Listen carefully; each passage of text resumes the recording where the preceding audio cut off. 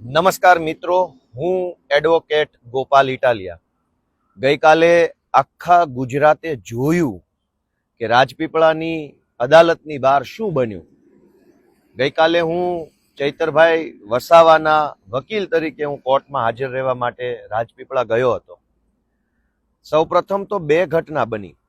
એક કે જ્યારે હું નર્મદા જિલ્લાની હદમાં પ્રવેશતો હતો ત્યારે મારી પાછળ એક કાળા કાચવાળી એક ફોર વ્હીલર આવી અને મારી ગાડીની આગળ ગાડી ઊભી રાખી દીધી. અંદરથી પોલીસ ઉતર્યા અને મને કીધું કે તમને આગળ નહીં જવા દેવા માટેની સૂચના છે, એટલે હવે તમારે અહીંયા રોકાઈ જવાનું છે.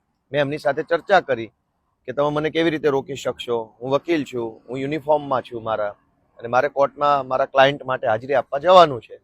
ચર્ચાના અંતે નર્મદા જિલ્લાની હદમાં તો જવા દીધો, પણ જ્યારે હું રાજપીપળાની અદાલતે ગયો ત્યારે ત્યાં હાજર પોલીસ અધિકારીએ મને અંદર જવા દીધો નહીં. પોલીસ અધિકારી મને નામથી પણ ઓળખે છે, ચહેરાથી પણ ઓળખે છે, એડવોકેટ તરીકે પણ ઓળખે છે, અને બધી જ ખબર છે કે આ વ્યક્તિ કોણ છે. તેમ છતાંય માત્ર એને જે કાંઈ ઉપરથી સૂચના મળી હોય અથવા ન મળી હોય તેના કારણે એમણે મને રોકવાનું ગેરકાયદેસરનું કૃત્ય કર્યું છે. મેં એમને ખૂબ આજીજી કરી કે તમે મને રોકી શકશો નહીં, અદાલત એક જાહેર જગ્યા છે. વકીલ જે છે એ કોર્ટ ઓફિસર તરીકે ક્યારેય પણ કોર્ટમાં જવા માટે એને હક મળેલો છે, અને રાઇટ ટુ રિપ્રેઝેન્ટ, મારે મારા ક્લાયન્ટને અદાલતની સમક્ષ રિપ્રેઝેન્ટ કરવો એ મારો બંધારણીય અધિકાર છે, કાયદાકીય અધિકાર છે. આ બધી જ વસ્તુ પોલીસને ખબર હોવા છતાંય પોલીસે કાલે મને રોક્યો, અને મને નહીં, આ સિવાય અન્ય બીજા વકીલને પણ પોલીસે રોકવાનું કામ કર્યું. અદાલતના દરવાજા બંધ કરી દીધા. બીજા વકીલે તો દંડવત પ્રણામ કર્યા, ત્યારે માંડમાં એમને જવા દીધા. આ સમગ્ર ઘટનાની સૌથી પહેલા તો હું જે બાર એસોસિએશનનો સભ્ય છું, મેમ્બર છું, એવા ગુજરાત હાઈકોર્ટ એડવોકેટ્સ એસોસિએશન, એટલે કે ટૂંકમાં ઘા, એ ગુજરાત હાઈકોર્ટ બાર એસોસિએશનને મેં મારી લેખિત ફરિયાદ આપી દીધી છે. આ સિવાય ગુજરાત રાજ્યના પોલીસ વડા DGP એમને પણ મેં મારી લેખિત ફરિયાદ આપી દીધી છે. આ સિવાય બાર કાઉન્સિલ ઓફ ગુજરાત, જ્યાં તમામ વકીલોની નોંધણી થયેલી છે અને વકીલોની સંસ્થા છે, એને પણ હું મારી લેખિત ફરિયાદ સાંજ સુધીમાં આપી દેવાનો છું. બાર કાઉન્સિલ ઓફ ઇન્ડિયા, એને પણ હું મારી લેખિત ફરિયાદ આજ સાંજ સુધીમાં હું આપી દેવાનો છું. એટલે કે મેં high court advocate association, bar council of Gujarat, bar council of India અને ગુજરાતના મુખ્ય પોલીસ અધિકારી, આ તમામને લેખિતમાં ફરિયાદ કરી છે કે પોલીસે એક વકીલને અદાલતની અંદર જતા રોકીને, અદાલતના દરવાજાઓ બંધ કરીને ગેરકાયદેસરનું કૃત્ય કર્યું છે. એની ઉપર કડકમાં કડક પગલાં લેવા જોઈએ, આવી મારી માંગણી છે. આ માંગણીની અંદર મને જો યોગ્ય ન્યાય નહીં મળે, યોગ્ય કાર્યવાહી નહીં થાય, તો હું એના પછીના તબક્કામાં હાઈકોર્ટ સમક્ષ પણ જઈશ, સુપ્રીમ કોર્ટ સમક્ષ પણ જઈશ.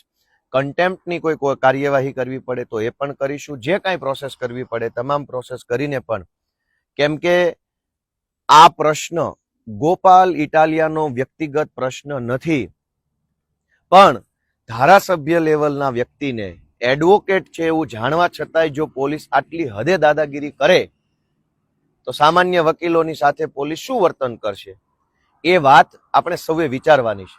હું ગુજરાતભરના તમામ તાલુકા બાર એસોસિએશન, જિલ્લા બાર એસોસિએશન, સૌને હું બે હાથ જોડીને વિનંતી કરું છું કે જો શક્ય હોય તો, આઈ રિપીટ, કે જો શક્ય હોય તો આ પ્રશ્ન ગોપાલ ઇટાલિયાનો નથી, પણ જો ગોપાલ ઇટાલિયા ધારાસભ્ય હોવા છતાંય જો એની સાથે પોલીસ આવું વર્તન, વકીલ સાથે આવું કરે, તો અન્ય વકીલો સાથે પોલીસ શું વર્તન કરશે, એ વાતની ચિંતા વ્યક્ત કરવા માટે થઈ ગુજરાતના તમામ જિલ્લાના બાર અથવા તમામ તાલુકાના બાર, જે બાર એસોસિએશન, કેમ કે બારની અંદર પણ એવું બની શકે કે ઘણી વખત અલગ અલગ રાજકીય વિચારધારા સાથે જોડાયેલા વ્યક્તિઓ બારનું સંચાલન કરતા હોય છે.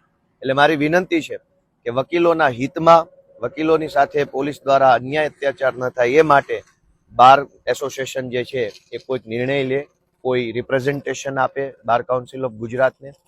અને એક ધારાસભ્ય તરીકે હું એ વાતની પણ બાંહેધરી આપું છું કે આ ઘટનાને પણ હું વિધાનસભાની અંદર લઈ જઈશ.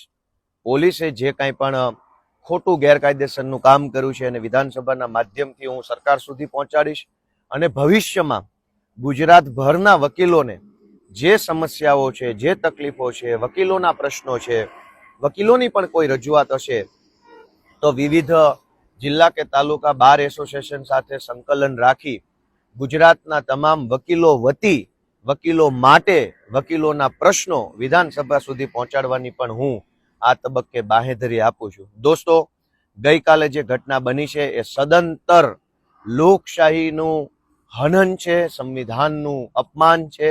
આટલી હદે અન્યાય, અત્યાચાર અને તાનાશાહી થતી હોય છતાંય જો આપણો આત્મા ન જાગે તો પછી હવે શું જોવાનું બાકી રહી ગયું? હજુ કયો અન્યાય, અત્યાચાર જોવાનો બાકી રહી ગયો છે?